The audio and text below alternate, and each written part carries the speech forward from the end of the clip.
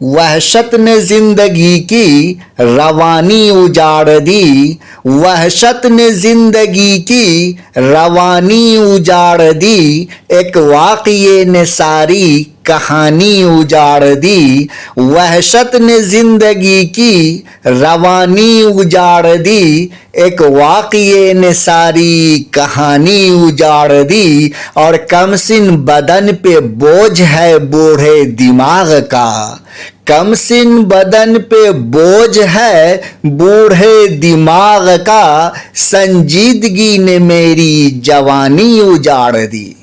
आदाब अर्ज़ है दोस्तों, कैसे हैं आप लोग। उम्मीद करता हूं आप सारे दोस्त अच्छे होंगे, खुश होंगे।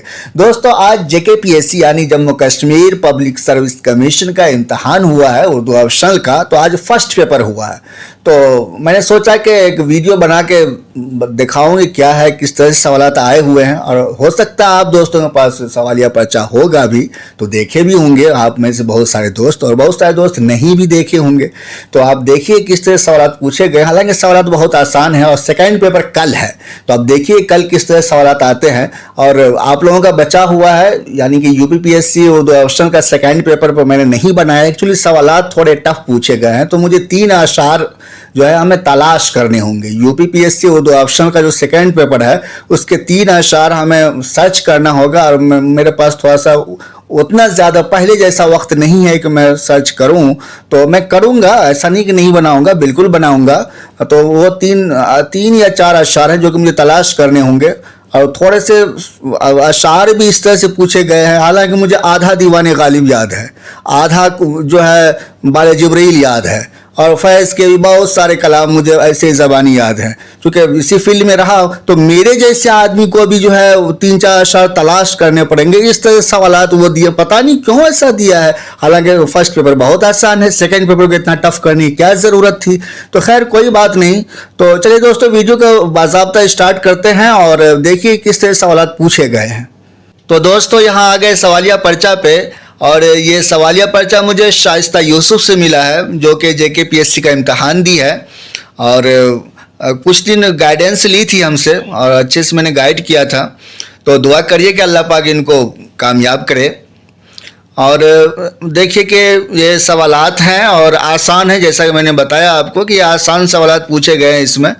तो ये पहला नंबर में देखिए सेक्शन A है कि इस बार ज़रा सा फॉर्मेट ही अलग तरह का है। अगर आप प्रीवियस ईयर को देखेंगे तो ज़रा सा मेयार उस टाइप का था, UPSC के लेवल का था। UPSC का लेवल तो नहीं कह सकते, थोड़ा सा 19 रहता ही हर स्टेट सिविल सर्विस का, लेकिन ये है कि मेयार बहुत ही ऊंचा है रहा है प्रीवियस ईयर में। फर्स्ट पेपर की बात कर रहा हूँ, सेकेंड पेपर तो हुआ ही नहीं है, अभी कल होगा।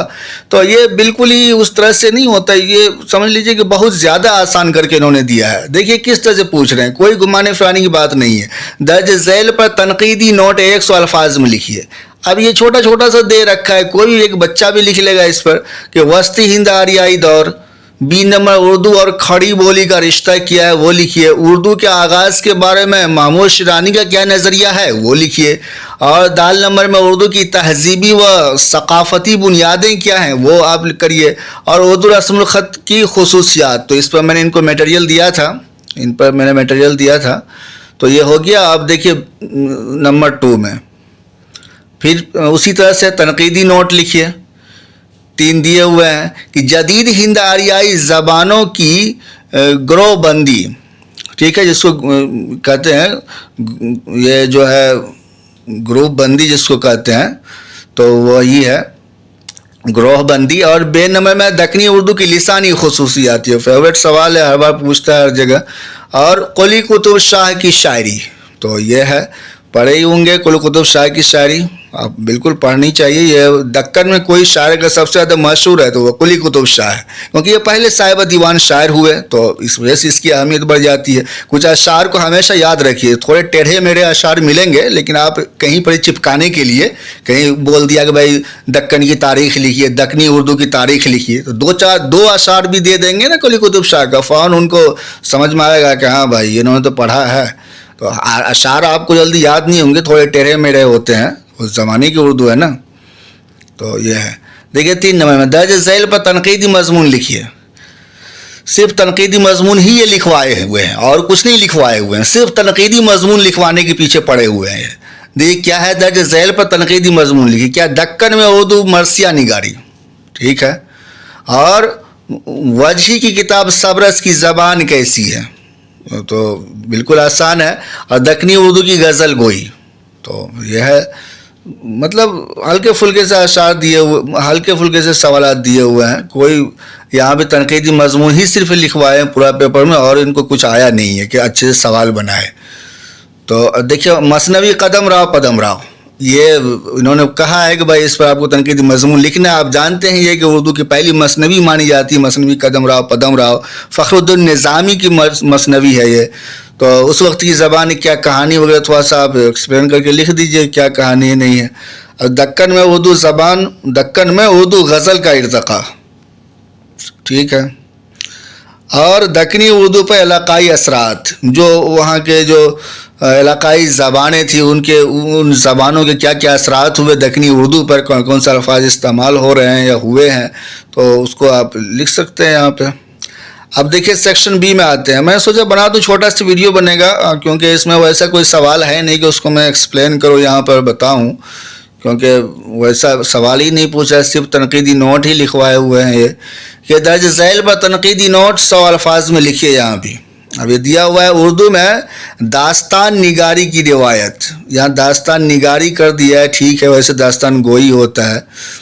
اور دبستان دہلی کی شاعری کی بنیادی خصوصیات, ایک دم بنیادی سوالات بھی بنیادی اٹھا کے لائے ہیں, دیکھ رہے ہیں. میر تقی میر کی شاعری, شبلی کی سواں نگاری. انہوں نے ایگزامنر نے کوشچن سیٹ کرنے والے نے دماغ نہیں لگایا ہے, بس سیدھا سیدھا پوچھ دیا ہے. اردو میں ڈرامہ نگاری کا آغاز, دیکھیے ایک دم ہلکے شاید وہ سیکنڈ پیپر میں یو پی والوں کے جیسے جو ہے پورا بدلہ وصول کرے گا. اور درج ذیل پر تنقیدی مضمون کیا ہے بھائی, اردو میں انشائیہ نگاری اور قصیدے کا فن اور اس کے اجزاء ترکیبی, اردو میں ترقی پسند تحریک. تو اس طرح سے سوال ہیں کہ بالکل بنیادی چیزیں اٹھا لیا ہے انہوں نے. یہاں بھی تنقیدی مضمون ہی انہوں نے لکھوایا ہے پورے پیپر میں. تو اب دیکھیے گا پریم چند کی ناول نگاری, اقبال کی نظم نگاری, بتائیے کوئی بھی لکھ دے گا 10ویں کلاس کا بھی اسٹوڈنٹ. عصمت چغتائی کی افسانہ نگاری, اور یہ الفاظ دیے ہوئے ہیں, اس کا خیال رکھتے ہوئے لکھنا, یہ 200 الفاظ میں لکھنا, یہ 150 میں, یہ 150 میں. نمبر 8 یہ آخری ہے. دیکھیے درج ذیل پر تنقیدی مضمون یہ دیا ہوا ہے. تنقیدی مضمون کے لیے اردو میں تنقید نگاری کا آغاز و ارتقاء, ایک دم آسان, 200 مارکس میں لکھ دیجئے. اردو زبان و ادب, اردو زبان و ادب اور مشترکہ تہذیب, تو یہ ہے. اور غالب کی مکتوب نگاری. تو اب یہی سوال تھا دوستو, اب نہیں ہے, وہ ہو گیا, اتنا ہی سوال تھا. تو ایک دم دیکھیے کہ صرف تنقیدی مضمون لکھیے, تنقیدی مضمون لکھیے, یہ پورا جو ہے. اور تنقیدی مضمون بھی ویسے لکھوائے ہیں کہ کوئی ایسا نہیں ہے کوئی مشکل سا موضوع دیا ہو لکھنے کے لیے, ایک دم آسان سا بچوں جیسا اٹھا کے انہوں نے دے دیا ہے. تو اس طرح سے انہوں نے سوال دیا ہے, بالکل آسان.